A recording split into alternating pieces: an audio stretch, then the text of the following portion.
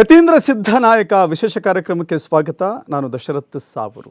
ಇವರು ಜನಿಸಿದ್ದು ರಾಜಕೀಯ ವಾತಾವರಣ ಹಿನ್ನೆಲೆ ಇರುವಂಥ ಕುಟುಂಬದಲ್ಲಿ. ಆದರೆ ಇವರಿಗೆ ಅತಿ ಹೆಚ್ಚು ಆಸಕ್ತಿ ಇರೋದು ಎಜುಕೇಷನ್ನಲ್ಲಿ. ಇವರ ತಂದೆ ಕರ್ನಾಟಕದ ನಂಬರ್ 1 ಲೀಡರ್. ಆದರೆ ಇವರು ಶಿಕ್ಷಣದಲ್ಲಿ ಟಾಪರ್, ಜೊತೆಗೆ ವೃತ್ತಿಯಲ್ಲಿ ಡಾಕ್ಟರ್.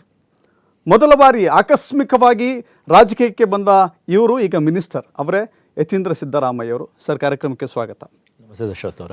ಇವತ್ತು ಈ ರೀತಿ ಕಾರ್ಯಕ್ರಮ ಬರಬಹುದು ಅಥವಾ ನಾನು ಸಚಿವನಾಗಬಹುದು ಅಂತ ಯಾವತ್ತಾದ್ರೂ ಕನಸು ಕಂಡಿದ್ರಾ ಸರ್? ಖಂಡಿತ ಇಲ್ಲ. ನಾನು ರಾಜಕೀಯಕ್ಕೆ ಬರ್ತೀನಿ ಅಂತಲೇ ಕನಸು ಕೂಡ ಕಂಡಿರಲಿಲ್ಲ. ಆದರೆ ಅನಿವಾರ್ಯ ಕಾರಣಗಳಿಂದ ರಾಜಕೀಯಕ್ಕೆ ಬರಬೇಕಾಗಿತ್ತು. ಓಕೆ.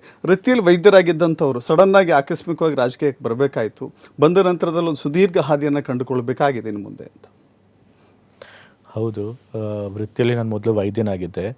ಸೊ ವೈದ್ಯ ವೃತ್ತಿಯಲ್ಲೇ ಮುಂದುವರ್ಸ್ಕೊಂಡು ಹೋಗಬೇಕು ಅಂತ ಅಂದ್ಕೊಂಡಿದ್ದೆ. ನಾನು MBBS ಆದಮೇಲೆ MD ಪೆಥಾಲಜಿ ಮಾಡಿದೆ.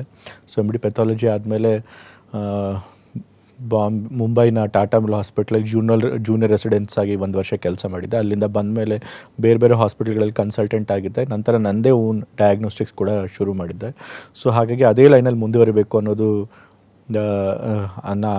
ಮುಂದುವರಿತೀನಿ ಅಂತ ಅಂದ್ಕೊಂಡಿದ್ದೆ. ಆದರೆ ನಮ್ಮ ಅಣ್ಣ ಅಕಾಲವಾಗಿ ಮರಣ ಹೊಂದಿದ್ದರಿಂದ, ಆ ಸಮಯದಲ್ಲಿ ತಂದೆಯವರು ಕೂಡ ಮುಖ್ಯಮಂತ್ರಿಗಳಾಗಿದ್ದರಿಂದ ವರ್ಣಾ ಕ್ಷೇತ್ರಕ್ಕೆ ಅವ್ರು ಹೆಚ್ಚು ಗಮನ ಕೊಡೋಕ್ಕಾಗ್ತಿರಲಿಲ್ಲ. ಹಾಗಾಗಿ ವರ್ಣಾ ಕ್ಷೇತ್ರನ ನೋಡ್ಕೊಳ್ಳೋವಂಥ ಜವಾಬ್ದಾರಿ ನನ್ನ ಮೇಲೆ ಬಂದಿತ್ತು. ಸೊ ಆ ಜವಾಬ್ದಾರಿನ ವಹಿಸ್ಕೊಳ್ಳೋಣ ಅಂತ ನಾನು ರಾಜಕೀಯಕ್ಕೆ ಬಂದಿದ್ದೆ ಅಷ್ಟೇ. ಆದರೆ ಅಲ್ಲಿಗೆ ಬಂದ ಮೇಲೆ ನಂತರ ಶಾಸಕನೂ ಆದೆ, ಶಾಸಕನಾಗಿ MLC ಆದೆ, ಈಗ ಮಂತ್ರಿ ಆಗುವಂಥ ಅವಕಾಶ ಕೂಡ ಸಿಕ್ಕಿದೆ. ಓಕೆ ಸರ್, ನಗರಾಭಿವೃದ್ಧಿ ಖಾತೆ ಸಿಕ್ಕಿದ್ದು ನಿಮಗೆ ಎಷ್ಟು ಸಮಾಧಾನ ತಂದಿದೆ ಅಂತ? ಯಾವ ಖಾತೆ ಸಿಕ್ಕಿದ್ರು ಕೂಡ ನಂಗೆ ಸಮಾಧಾನ ಇರ್ತಿತ್ತು. ಯಾಕೆಂತಂದರೆ ಇಂಥದ್ದೇ ಖಾತೆ ಬೇಕು ಅಂತ ನಾನು ಕೇಳಿರಲಿಲ್ಲ. ಬಟ್ ಹೈಕಮಾಂಡ್ ಅವರೇ ಈ ಖಾತೆ ಕೊಡಬೇಕು ಅಂತ ತೀರ್ಮಾನ ಮಾಡಿ ಕೊಟ್ಟಿದ್ದಾರೆ. ಸೊ ಸಿಕ್ಕಿದ್ದಕ್ಕೆ ಸಂತೋಷ ಇದೆ. ನಗರಾಭಿವೃದ್ಧಿ ಇಲಾಖೆ ಅನ್ನೋದು ಭಾಳ ವ್ಯಾಪ್ತಿ ಮತ್ತು ವಿಸ್ತಾರವುಳ್ಳಂಥ ಇಲಾಖೆ. ಬಹುತೇಕರು ಅಂದ್ಕೊಳ್ತಾರೆ ಒಂದು ಚಿಕ್ಕ ಇಲಾಖೆ ಇರಬಹುದೇನೋ ಅಂತ ಹೇಳಿ. ತಾವು 1-1.5 ತಿಂಗಳಾಯಿತು ನಗರಾಭಿವೃದ್ಧಿ ಇಲಾಖೆಯನ್ನು ನೋಡ್ತಾ ಇದ್ದೀರಿ. ಏನೆಲ್ಲ ಮಾರ್ಪಾಟುಗಳನ್ನು, ಏನೆಲ್ಲ ಯೋಜನೆಗಳನ್ನು ಹೊಂದಿದ್ದೀರಿ ಅಂತ? ನೀವು ಹೇಳಿದಾಗ ನಗರಾಭಿವೃದ್ಧಿ ಇಲಾಖೆಗೆ ವ್ಯಾಪ್ತಿ ದೊಡ್ಡದೇ ಇದೆ. ಬೆಂಗಳೂರು ನಗರ ಬಿಟ್ಟರೆ ಬೇರೆಲ್ಲ ನಗರ ಪಾಲಿಕೆಗಳು, ನಗರಸಭೆಗಳು, ಮುನ್ಸಿಪಾಲ್ಟಿಗಳೆಲ್ಲ ನಗರಾಭಿವೃದ್ಧಿ ಇಲಾಖೆಯೊಳಗೆ ಬರುತ್ತೆ.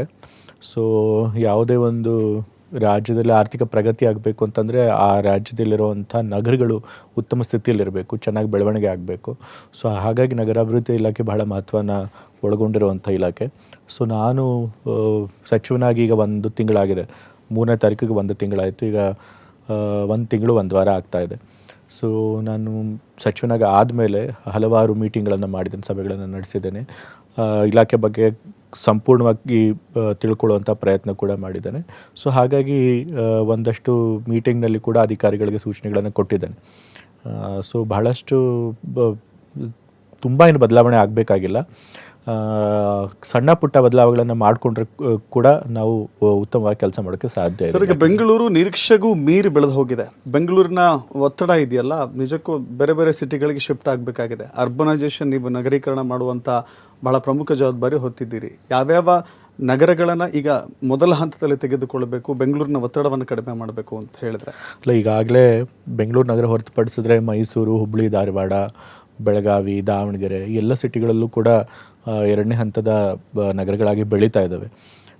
ಸೊ ಅಲ್ಲಿ ಉತ್ತಮವಾದಂಥ ಮೂಲಭೂತ ಸೌಕರ್ಯಗಳನ್ನು ಕೊಡಬೇಕು. ಯಾವುದೇ ಒಂದು ನಗರ ಯಾವಾಗ ಬೆಳೀತಪ್ಪ ಅಂತಂದರೆ ಅಲ್ಲಿ ಹೆಚ್ಚು ಜನ ಅಲ್ಲಿ ಬಂದು ವಾಸ ಮಾಡೋಕ್ಕೆ ಶುರು ಮಾಡಿದಾಗ, ಜನ ಯಾವಾಗ ಬಂದು ವಾಸ ಮಾಡೋಕ್ಕೆ ಶುರು ಮಾಡ್ತಾರೆ ಅಲ್ಲಿ ಅವ್ರಿಗೆ ಹೆಚ್ಚೆಚ್ಚು ಉದ್ಯೋಗಗಳು ದೊರೆತರೆ ಮಾಡ್ತಾರೆ. ಸೊ ಹಾಗಾಗಿ ನಗರಗಳಿಗೆ ಮೂಲಭೂತ ಸೌಕರ್ಯಗಳು ಕೊಡೋದ್ರ ಜೊತೆಗೆ ಅಲ್ಲಿ ಉದ್ಯೋಗ ಅವಕಾಶಗಳು ಸೃಷ್ಟಿ ಮಾಡಬೇಕು. ಅದಕ್ಕೆ ಇಂಡಸ್ಟ್ರೀಸ್ ಬರಬೇಕು. ಸೊ ಅದೆಲ್ಲ ಇರುತ್ತೆ. ಸೊ ಬರೀ ನಮ್ಮ ಒಂದೇ ಇಲಾಖೆಯಿಂದನೂ ಕೂಡ ನಗರೀಕರಣ ಸಾಧ್ಯ ಆಗೋದಿಲ್ಲ. ಸೊ ಎಲ್ಲ ಇಲಾಖೆಗಳು ಸೇರಿ ಕೆಲಸ ಮಾಡಿದ್ರೆ ನಗರೀಕರಣಗಳು ಚೆನ್ನಾಗಾಗುತ್ತೆ.